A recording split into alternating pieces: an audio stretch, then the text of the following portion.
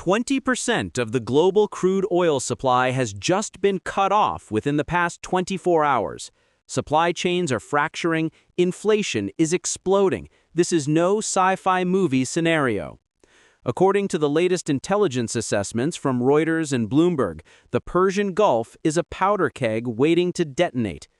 The US Central Command, CENTCOM, backed by the firepower of a carrier strike group and Arleigh Burke-class destroyers, has begun deploying mine-clearing operations in the Strait of Hormuz.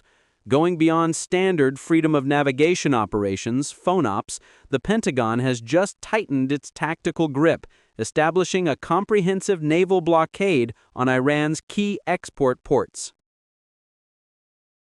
In retaliation against the blockade, Tehran immediately activated its anti-access area denial A2AD defense network. The Islamic Revolutionary Guard Corps, IRGC, has placed its coastal anti-ship cruise missile batteries and anti-ship ballistic missiles on the highest state of combat readiness. Their strike range covers all coalition bases throughout the Middle East. All diplomatic efforts have collapsed. In today's video, we will analyze the tactical variables on the ground, assess asymmetric warfare capabilities, and decode this unfolding scenario. The current geopolitical landscape is a complex tactical puzzle where every single move carries the risk of severe escalation. The initial strategic initiative rests firmly with Washington. According to intelligence analysis from the Wall Street Journal, CENTCOM's mine-clearing operation is not merely about securing a safe transit corridor. It is an act of sheer strategic deterrence. Avenger-class minesweepers operating beneath the air defense umbrella of destroyers equipped with the advanced Aegis combat system are asserting a core ultimatum. The U.S. military will ruthlessly maintain control over the international maritime lanes in the Persian Gulf. The focal point of this campaign, however, lies on the economic front. The naval blockade against Iran's port infrastructure is the primary lever designed to completely neutralize their export capabilities.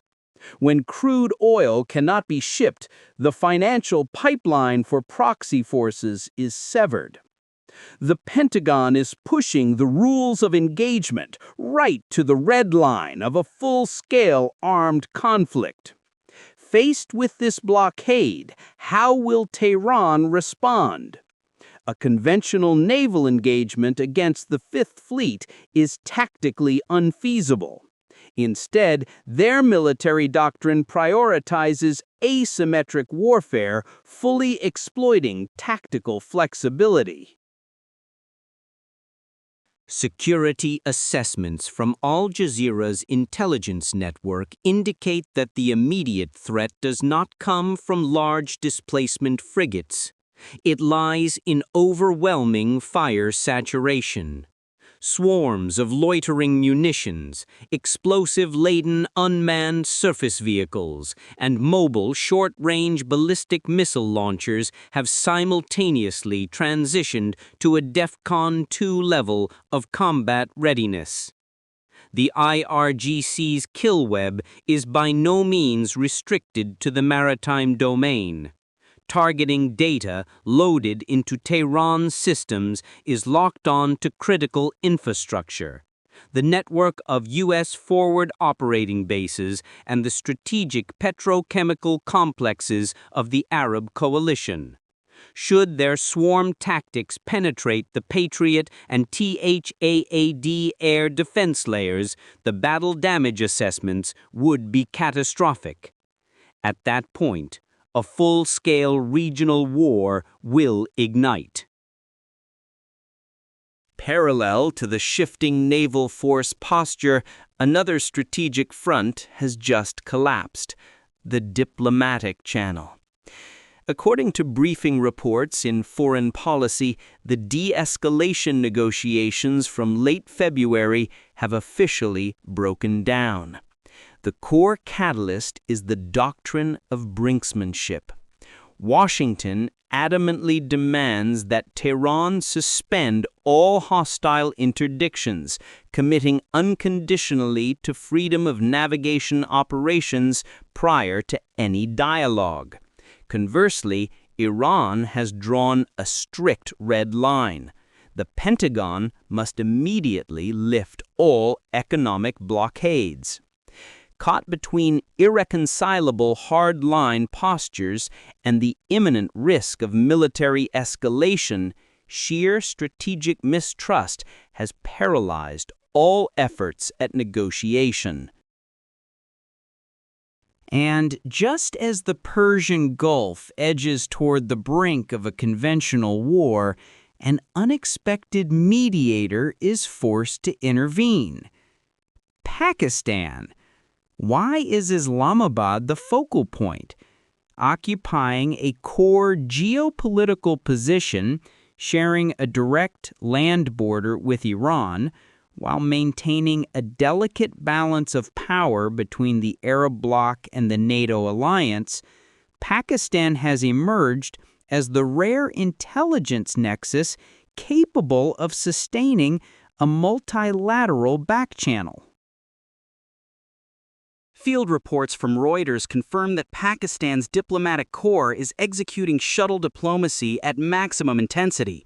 They are racing against the clock to re-establish a framework for negotiations. However, a massive variable remains unverified. What strategic compromises is Islamabad actually preparing to put on the table? Does this initiative have the leverage to alter the rules of engagement, or is this merely the final tactical pause before the launch orders are given?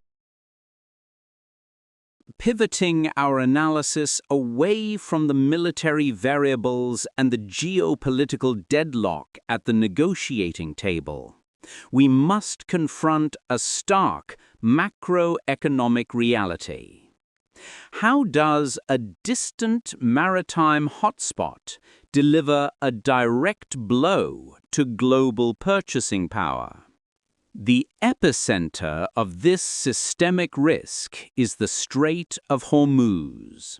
This is no ordinary body of water. Military doctrine classifies it as the single most critical choke point in global commercial transit. Data reveals that approximately 20 to 21 million barrels of crude oil per day, accounting for a full 20% of the world's total energy supply, are forced to navigate through this narrow maritime corridor, spanning less than 25 miles across. If this maritime transit route is blockaded, the economic fallout will be far more devastating than any kinetic airstrike. Even a short-term Hormuz embargo would trigger an immediate supply shock in the spot market. Brent crude prices wouldn't just spike, they would definitively shatter historical resistance levels. This volatility creates a brutal macroeconomic transmission effect. Domestic fuel costs will skyrocket, driving global logistics and supply chain freight rates far beyond any conventional thresholds of control. And the ultimate macroeconomic doomsday scenario, stagflation, would immediately detonate. Every indicator of economic recovery across the US, the European Union, China, and emerging markets would face the severe threat of a double-dip recession. From the Consumer Price Index, CPI, shaping everyday household goods, to global freight rates, down to currency exchange markets. Everything now hinges entirely on that existential red line in the Persian Gulf. The international financial architecture is confronting a non-linear threat that no Aegis combat system could ever hope to intercept. Combat readiness is at its absolute peak, but will the Persian Gulf ignite a full-scale war? Intelligence agencies assess that the probability of a multi-front escalation remains extremely low. However, the greatest risk lies in tactical miscalculation. A cycle of proxy conflicts or a target misidentification on an early warning radar system is more than enough to plunge the Middle East into a localized conflict. Right now, the international focus for de-escalation rests entirely on the second round of negotiations mediated by Pakistan. This is not merely a power deterrent standoff between Washington and Tehran. This is a core effort to protect the very survival of the global supply chain. Will the devastating risk of recession carry enough weight to force both nations to step back from the brink of conflict? Or will the strategic Hormuz choke point actually be blockaded? What's your take? Will Pakistan's diplomatic initiative restore stability, or is the Strait of Hormuz inevitably destined to become the next theater of operations? Let me know your thoughts in the comments section below. Don't forget to hit like and subscribe to stay continuously updated with the sharpest military and geopolitical analysis.